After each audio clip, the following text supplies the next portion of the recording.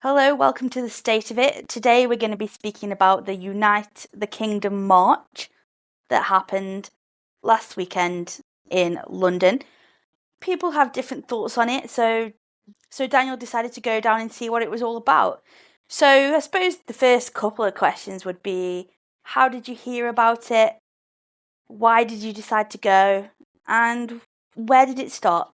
Initially, I actually heard about it, obviously, through social media, through X or Twitter, still adjusting to that change. So I heard about it through that, and then also through, I guess you'd get some sense of it through the media. So for those of you who don't sort of know what it's about, it's basically headed up by a controversial figure named Tommy Robinson. Although there are people who aren't his fans at all like to use his proper name, which is Stephen Yaxley Lennon.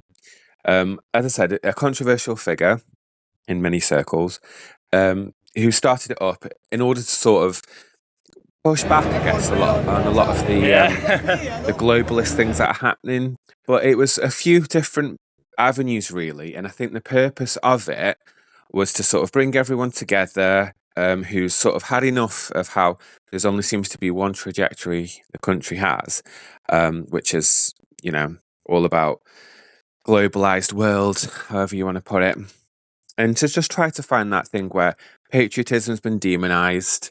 And I think that's what his intention was to bring a bunch of people from all sorts of sort of disenfranchised voters to sort of stand together, take it to 10 Downing Street, which is where it was actually, the end of it was, the staging, and to sort of say people have had enough. That was the kind of purpose of it. So I heard about Yeah, it. because I think on social media, it's widely regarded as something that is to the far right of the political spectrum, I guess. So Yeah, did you yeah, did you yeah. get So that sense of it? well, yeah. I was just going to say. So that's right. Being on Twitter seems to be a little bit more of a level playing field, from that regard. But then I also saw some of it from Facebook, and that was very much a sort of derogatory way. And I think it also speaks to the reason it was set up, it was started, and it was because a lot of it seems to be covered in that manner, where it's extreme far right and things like this. But I don't know if anybody else finds this or yourself even, but I feel like that line is getting a little bit further away, to the point where, as you asked just now, what did I get that sense of it? Absolutely not. I will say it was just a constant where the speakers would always go, "Oh, we want to make this peaceful. We want to do that." As much as I understood why they had to say that with each speaker, just to sort of say, "Look, that we're not like that." It did feel a bit pointless because they weren't like that. Everybody was there just to sort of, just to have a good time and show up and sort of be like, "Look, you're demonizing this sort of whole group of people who aren't the way that they're presented to be."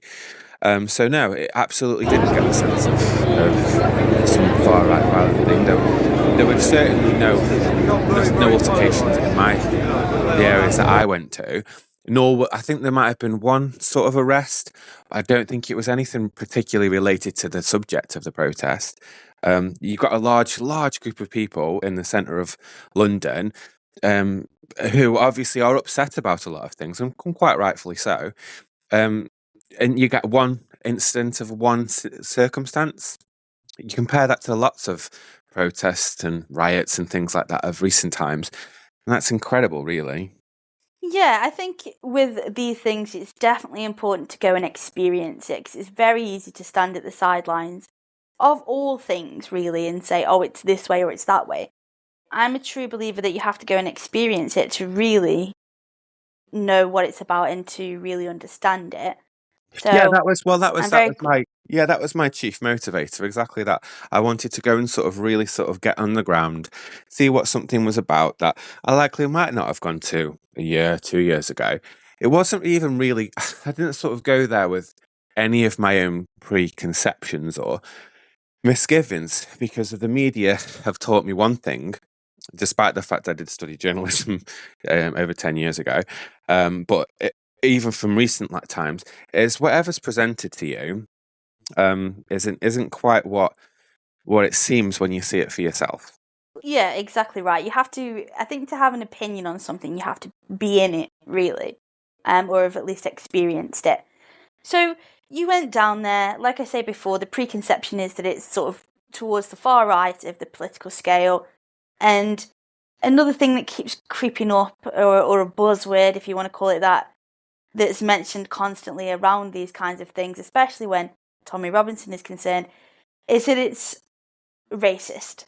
So I say the question to you is, did you experience any racism? Was anything racist sort of said? But also, on the opposite of that, if it wasn't sort of racism, which if there wasn't, then I'm really glad there wasn't. But was then the overriding theme of it about sort of immigration, or was the overriding theme about being a patriot? Because those two things should absolutely be separated. Obviously, a couple of questions there, really. The main principal opener question there was racism. Absolutely not. It just wasn't even a factor. I will say this though, and it just stands to the point of what I just mentioned about the concept of, don't be violent, let's make this peaceful. Very useless things to say, because there just was not a sense of that whatsoever there. And the same with the racist thing. There was a lot of sort of, they call us racist, and a lot of it was reactive and understandable, because, as you said, the preconceived notions were that this was based upon race. And, well, it just wasn't. I mean, the staging at the end of the march was, I think of fingers who were Brits, and they were sort of a black chap and 3 black fingers, and they were opening it, and they would sort of come and sing about, sort of patriotic songs throughout the whole of the gig, whatever you want. So, but then it's weird for me, because I'm not somebody who would necessarily even look for things like that. But there were free speakers who were from all sorts of backgrounds. Just as the same as there was people in the march that were all sorts of backgrounds. So lots of interracial relationships, things that I wasn't even really have thought about. It seems to me that those who want to throw that label around do so because they understand the power of such a slur against somebody. But they actually are the ones, to me, that seem to act that way, because they are forcing people to look at things that, up till 5 minutes ago, we were always taught everybody's the same, and people just wouldn't notice that before. So from my perspective, absolutely not. There was no sense of racism. And what was the other question again? Well, I was going to say, if not racism, was the overriding theme, was it patriotic? Like, were the speakers, did they have an agenda when they were talking? Was it based around something in particular? Or was the overriding theme just patriotism and about not saving the country per se, but about doing something to keep the country down a certain path rather than another? Like, what would you say that the speakers spoke about the most? What was the overriding theme of the march that you understood it to be? Yeah, patriotism.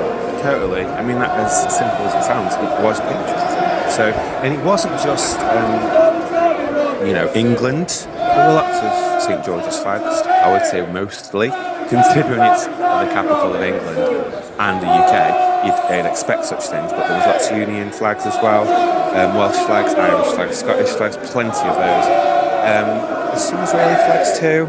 There was Iranian flags, because I think there's an issue with sort of the Persians and such.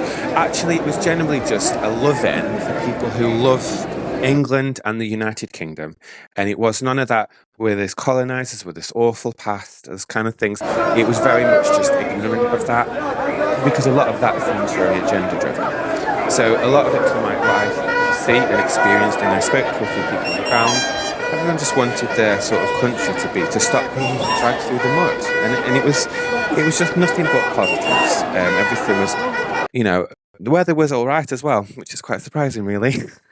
That's that's the most anti-British thing that happened. Was the weather. It was actually quite sunny, but no, there was just a sense of, everyone was really there, just to have a good time. So much friendliness, so much like camaraderie, because ultimately people are going through it. People are really going through it. Yeah. So, and it's nice to have a chance where, you're not being called all sorts of names, racist or colonizer or whatever the media choose to call whomever from one day to the next. It was just none of that. There was no space for it. There were attempts, no doubt, and it was handled with humour. A lot of the times where people would comment on, oh, we're not racist and stuff, it would all be handled in good humour, which is supposed to be a great British pastime, is our ability to look at adversity and laugh at it. And there was plenty of that. The overriding sense would be, togetherness and Western society. I would say, because there was some French speakers and they were wonderful, who did speak about immigration because it does matter, but it wasn't the central focus. I mean, you can't really talk about this without talking about the sort of elephant in the room, so to speak. And the fact of it was, Tommy Robinson was the organizer. So what happened to him, as I'm sure you might be leading on to at some point. Yeah, we know he got arrested before the march. Is he out now? I heard something that he was going to get out on Monday. Is that the case? Do you know? Well, no. So he was mentioned, and I will say, odd as it sounds, because as I said, I have mixed feelings about him. It was a little bit too much about him. I mean, there was unfortunately an incident with a chap named Richard Lynch, who was just a protester, innocent as enough. I think he was in his early 60s, and he held up a sign at some point after the Southport riots. That was just very much like patriotism. Nothing interesting, actually. Very, very mild-natured. But because the police, on instruction of the Prime Minister, went really hard on the Southport riot fallout, they put this chap in prison for over 20 months. And ultimately, he took his own life.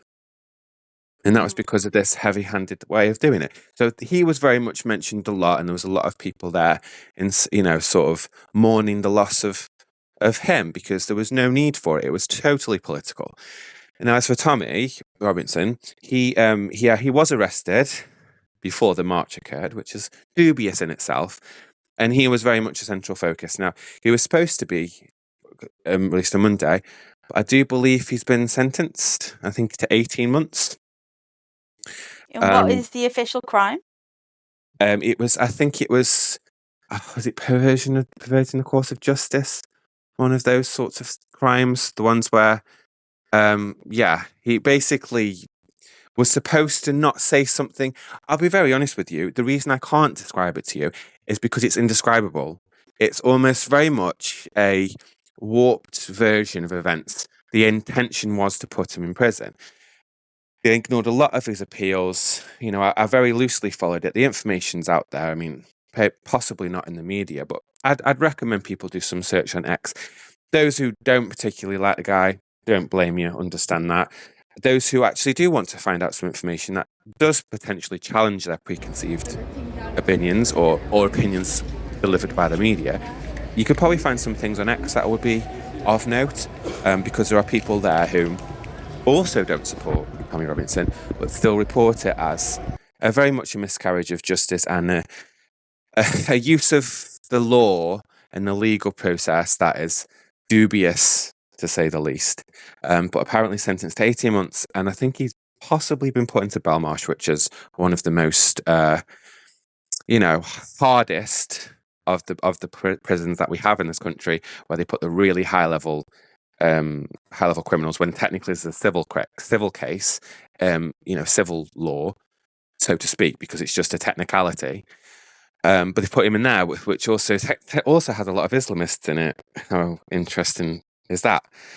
So yeah, very dubious to say the least. But just to bring him up to again, from my perspective, whatever your stance is, that does not seem to be just justified at all. It's got a very clear political motive. But the point is, and I did sort of meet up with a friend there as well, who was also open-minded about what was going on, who doesn't like Tommy Robinson and feels actually that his presence in this circle, if you'd call it that, it didn't seem like a cohesive circle. There was a bunch of people with their own interests. I mentioned, I'll pop this up in the image at some point. There were some women there who obviously got concerns about their own safety because a lot of the laws that have been brought in and lots of things that are happening currently seem to not be looking into women's safety at all. Point being, they're very much your general sort of old school feminists, I would say. They were there in attending. There were 2 Pomeranians there. I mean, they looked a bit shifty. But aside from that, there was just there was no oneness about it. But there was obviously a lot of support for Tommy. He was, I would say, what my friend did say is that it's his sort of personality or his persona, it kind of does seem to draw a lot of the lightning. And that kind of gets the message a bit muddled. So I can understand why some people would want Tommy to be not a part of the situation.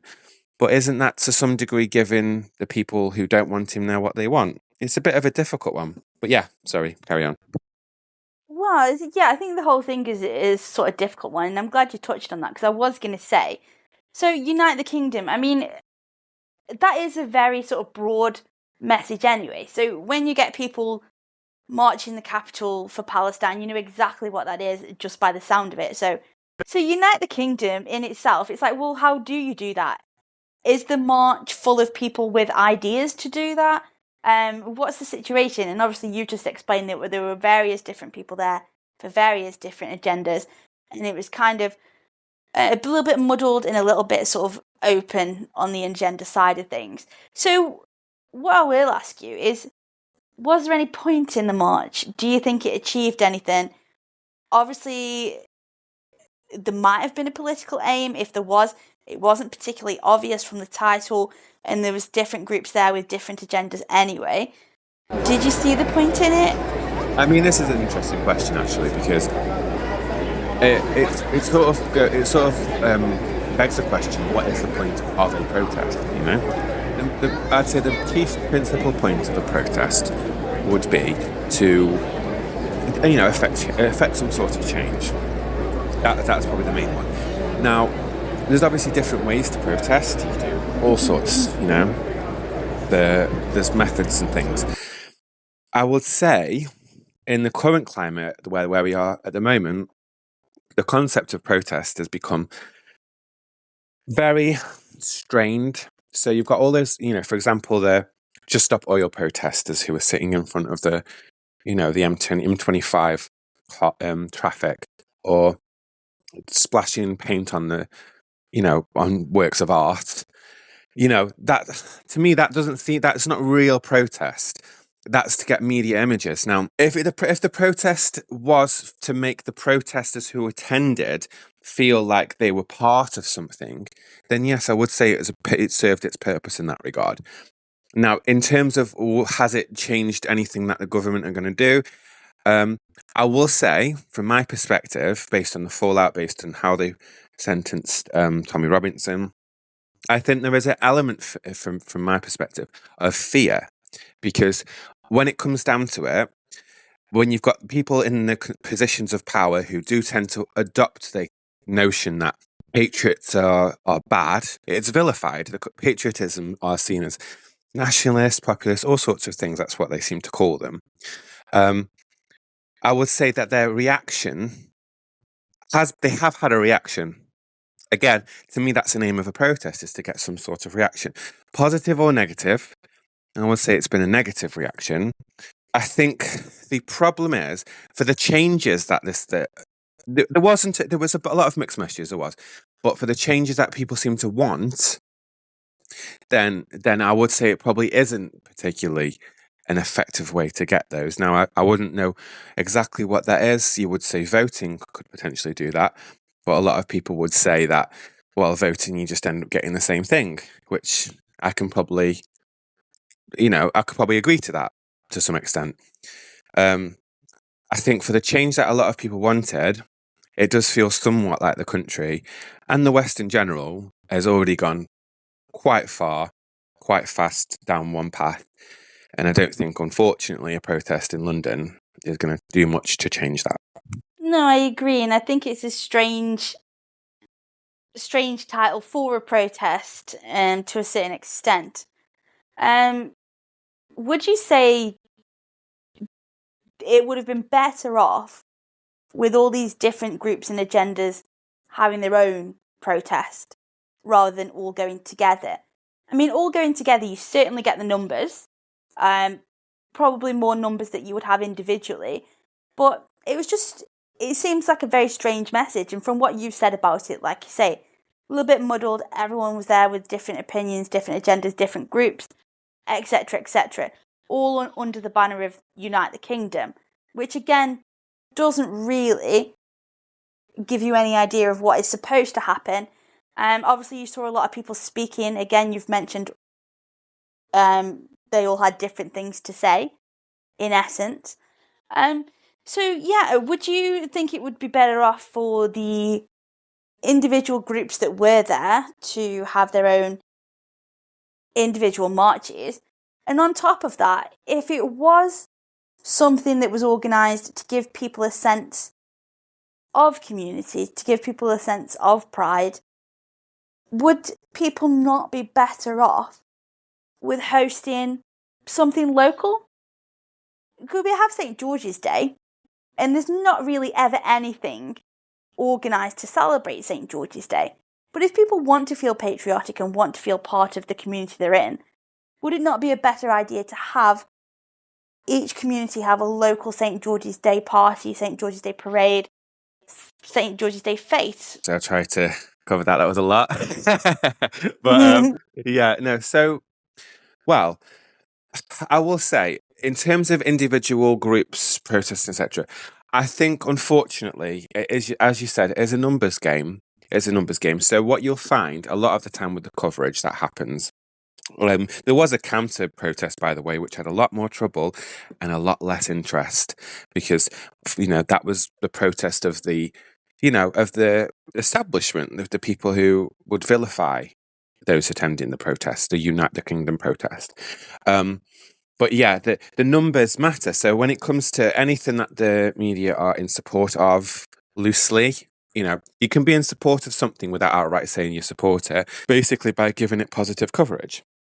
Now, this didn't receive positive coverage. It was all the same buzzwords and things. But the disjointed groups coming together has a little bit of I would say, an emotive side of it, because it shows that actually people from different groups can unite and come together to say, look, we've got enough in common here, the common theme being that we are pro this country, to be able to come together and see past, political differences, which we all used to be able to do 10, 15 years ago until recently. So I think having these atomized groups is then easier for the media to turn around and go, oh, this tiny fringe irrelevance, if they even cover it at all, what can they really do, right? And it's sort of, it's difficult really. But I would say the one thing that you did suggest, having things more local, I do think is positive. I think that could be something really good. I actually think that a lot of the things centered around London, which I understand why, it's the capital, I do think it's it's a little bit overdone because London in itself, it's a bit of a lost cause in some regards, in a little bit, in some ways, unfortunately, it is.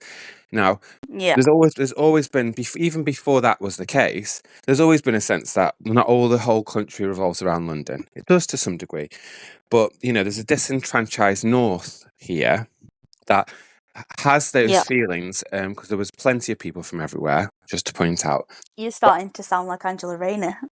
Oh, right, yeah. Pass me that shovel. Pass me that shovel. No, she's basically So with the North, like, it would be nice for them to have more sort of a presence here. Make it a bit of a sort of an old school North versus South situation, like the Roundheads and the Cavaliers. Bring back the War of the Roses. It'd be North-South divide, or Game of Thrones. Well, the interesting thing about that as well is, I think the north of England, which for anyone who's not from the UK is listening, it's not necessarily where you split the line and split the country in half, right? It depends where you are sort of politically. But the north of England, I think historically is known for being more patriotic than the south, I would say. Do you think that's fair to say? Yeah. The South has always had that metropolitan, we live in we live on planet Earth sort of mentality. Yeah, so I think holding things like that in the north would probably be a stroke of genius. And all it would mean really is those that are in the south that want to join have to get on a train or however they're going to get there. The same as people from the north went down there that weekend. So there's obviously a couple of other things we want to delve into: the counter-protest, police presence, etc. So I'll ask you one more question on the protest, and I would say this: would you go again? I would. Yeah, and most to the point, I would probably bring people who I'm lucky to have friends from all sides of the political spectrum, and I'd happily bring every single one of them from all sides. It was positive, It was a nice day out among people who just actually love the country, which seems to be a dying notion. So yes is the answer. Yeah. Okay, well, that solves that one. So let me just delve into the police presence for a second, because I had a friend who got burgled. It wasn't a 999 call, it wasn't an emergency because she wasn't there. She came home after a day's work and found that she was burgled. The police actually turned up 7 days after they called her. And when they arrived, they didn't dust for fingerprints or whatever else you expect to see them do after watching X amount of cop shows, etc. They just sort of noted down what was missing, gave her a police number for the insurance, and then kind of left, and she's heard nothing since. So that took 7 days. The excuse being not enough police officers, etc., etc. But then on the other hand, they find you very quickly if you've posted something on Twitter, or they found that you've abused your quote-unquote free speech. Because let's be honest, if you can get arrested for it, it's not free. However, from the videos that you've taken that I've seen, that we're going to put up on this podcast as well, they managed to find a lot of police that had absolutely nothing to do to take them over to the protest. So, a couple of questions here, and again I'll ask you them all together. Were you intimidated by the amount of police? Did you think it was overkill, the amount of police that were there? And were the same amount of police at the counter-protest? Well, as you mentioned, I took footage because I thought it was just very interesting.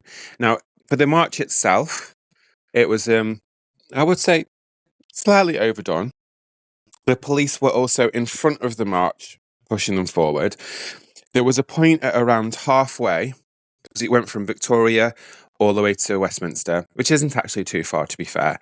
So it was taking up that road. It was all permitted. Everything was understood. Now, there were police in front of the march, a decent amount. And then there were also, police walking along the sides of it. And what was strange was the behaviour of them. Now, I've been to, things that I've had a lot of police presence before. I've been to festivals. I've been to, gay prides, quite a few of those over the years. I've been to sort of a lot of places where there's a police presence. I've never seen them act this way. They acted very odd. So there would be these strange moments where they would sort of run past each other and sort of like they're doing military style handling of the protest. And all you had was people just walking down the street. the occasional chant here and there, nothing too outrageous. And then they stopped the march, and I think they stopped the march for a good 30 minutes. Now, it's still not understood why they did this, and this was before it got to the actual end part, which was Downing Street. They stopped us and they held us for a while. And I think I do have a video. It's probably been playing throughout, but of me sort of standing still, where we're all stood still at one point. And ultimately, we decided to sort of skip out and sit that part out for a bit. But I would say they were there for a good 30 minutes to 40 minutes, held there. Again, it was all done. It felt like every tactic made by the police force was done in order to sort of create as much sort of agitation, I would say, is probably the word I'd use. A lot of it was for that. That was that part. Now, eventually it went on. As mentioned, it was nothing but peaceful because everybody there was there for positive purposes. They weren't there to cause problems or cause issues. The police, though, however, what I would say is any inkling, there was there was most certainly a contempt. You would feel a level of contempt. Because, of course, they were being instructed that whoever these people are, they're not even people. And I would say there's a subsect of the police force that some officers probably do join to get such kicks. I'd also say that the actual officers present, they seem to, obviously, over the years, they've lowered the not, I wouldn't say standards, it's not the right choice of words. They've lowered the limitations and whatever. Like, used to have to be 6 foot, male, etc. to be in the police force, right? Well, they seem to have found all of those officers, right? So the ones that they brought along, a lot of them as well, were all sort of that sort of traditional physique, standard, etc. Of those sorts of officers, basically ready for any trouble, inverted commas, that they would find. And I'm sure they wouldn't have minded too much if it happened. Now, obviously, that was at the protest. Inside the protest area, the police didn't come into the protest part. Credit to them for that. But they were certainly cattling. There was a bit of cattling going on, and they were keeping it to the point where they wouldn't allow people in or out as much as they could. There was obviously access points where you could leave, but they were over-managing it. So in a way that I've not seen at any other protest. Now, Yeah. I didn't stay till the end.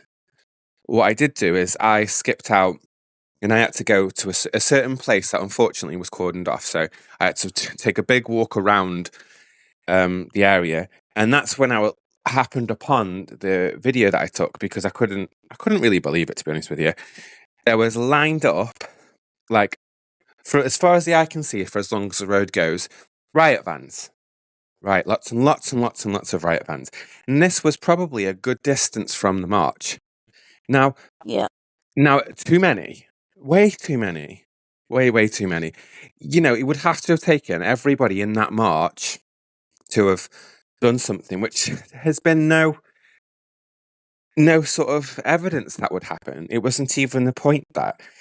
But it would have to be that for it to sort of justify even half of the body count. And what was happening with them, that was the police's approach to it.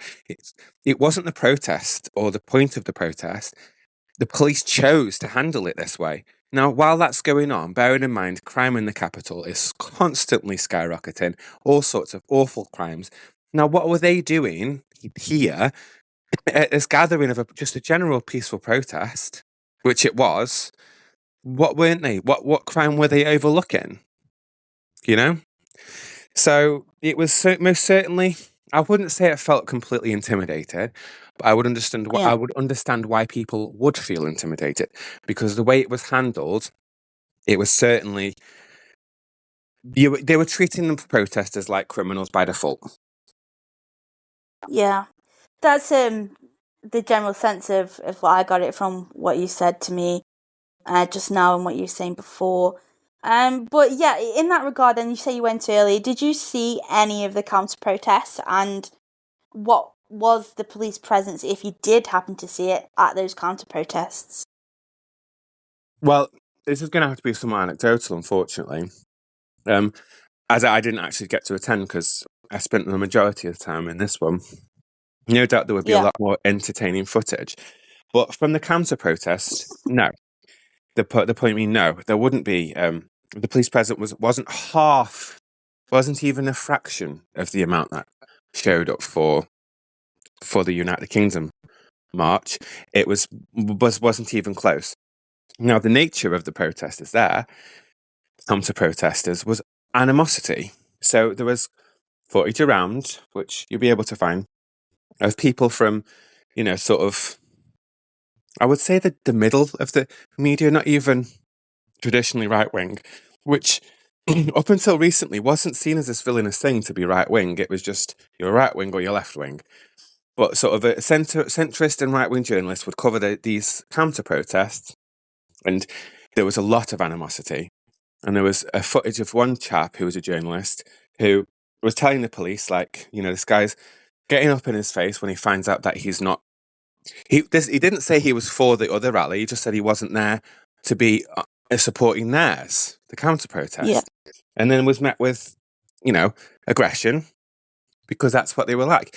And then when the police were told, they just ushered the guy away from it and did nothing.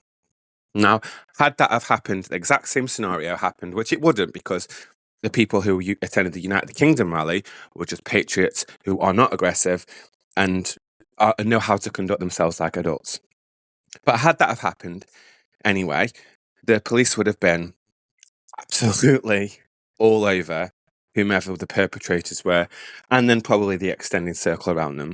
It would have given them something to do. It just felt like the police on one side wanted something to do, and the police on their side, so to speak, didn't want to know. Well, I find that particularly interesting because if you go off title alone, Unite the Kingdom suggests that it is going to be peaceful and they're going to bring everybody together, right?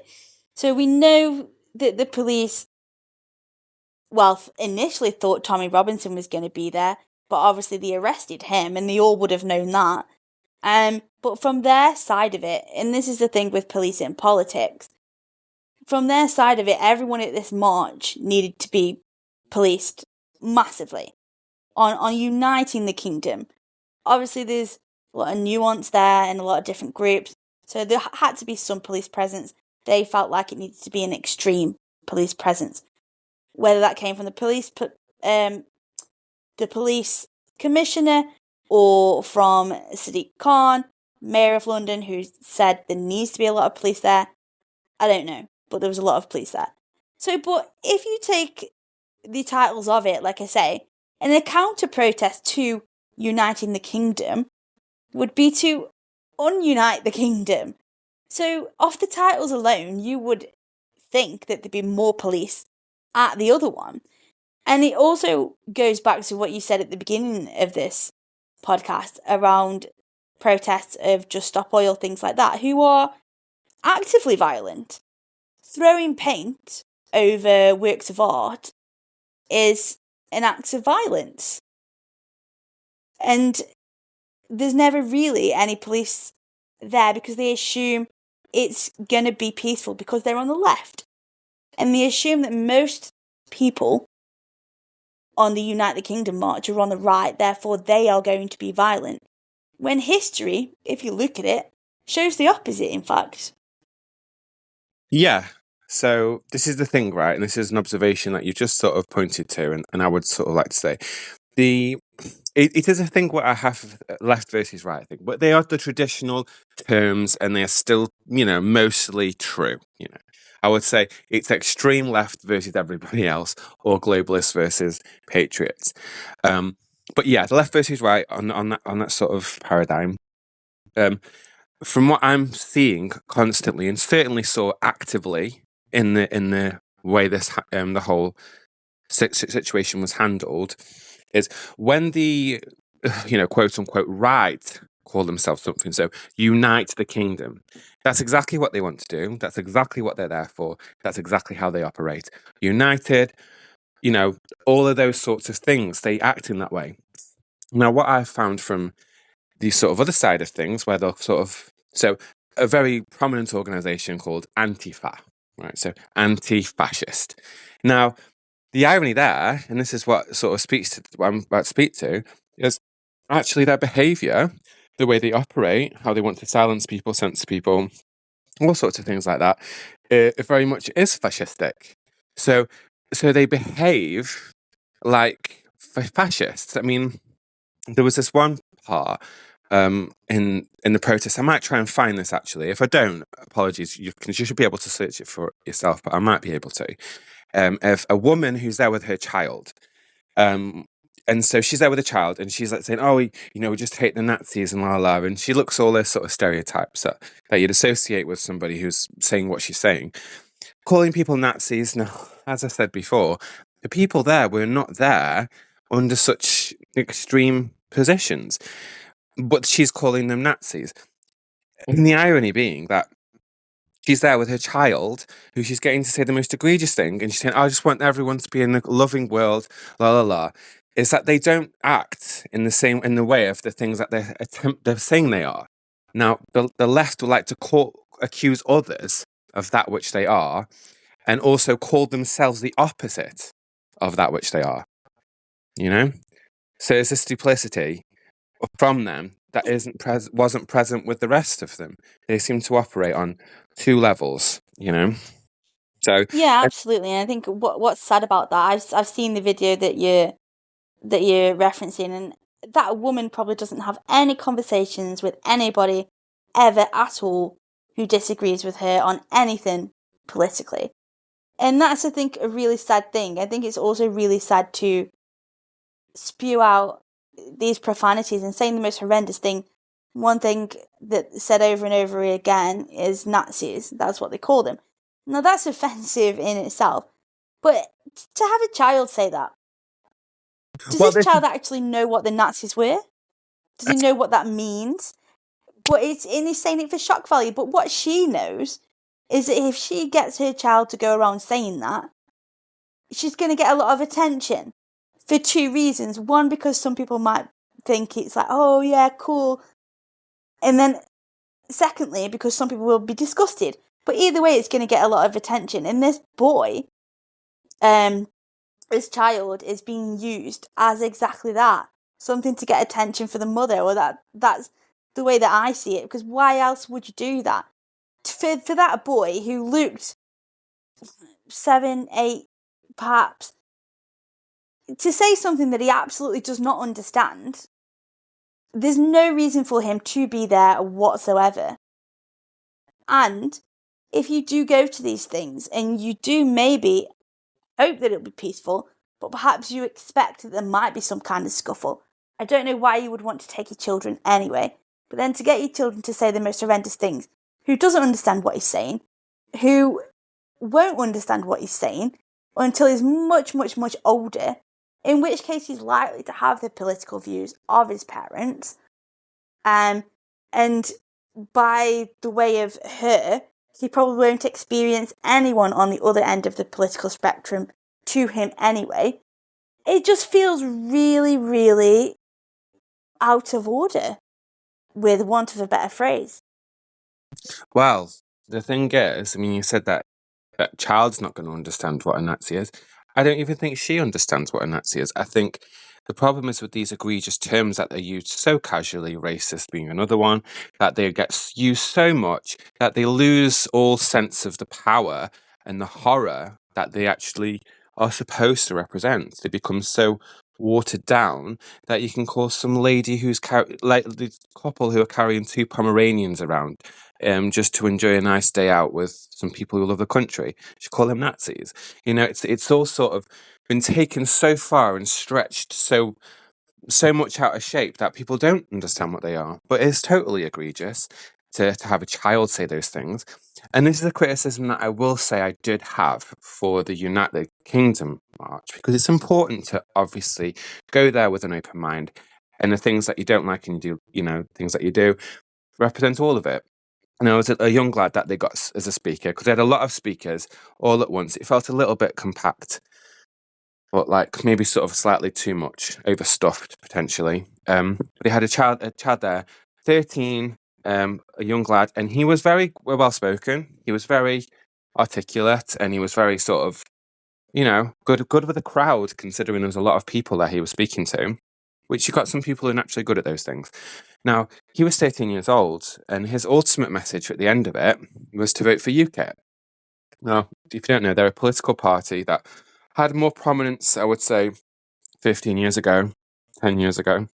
Now they're very much somewhat defunct, that are trying to sort of re-establish themselves. Good luck to them. They're not a bad party either. They got some good points, some bad points. Either way, though, they're very fringe now.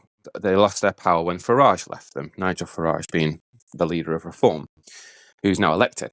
But either way, they've got a 13-year-old who's not going to understand politics either, just because he can speak well, and there might be some things he understands, and saying that, you get children who can be more intelligent than others. But if you can't even vote, you have to be consistent on these things. I'm consistently somebody who does not believe children have any place in politics at all. Not whatsoever. So to have that at the right on the sort of the other side of the fence is equally wrong. I think it's important to be consistent, especially considering you're against an adversary that are totally inconsistent. And so, just to bring it back to the policing side of things and how the counter-protest was handled, there was one chant that was prevalent throughout the day, and one that I'm personally totally supportive of, because it gets ever more transparent as the days roll forward, is to Tia Keir.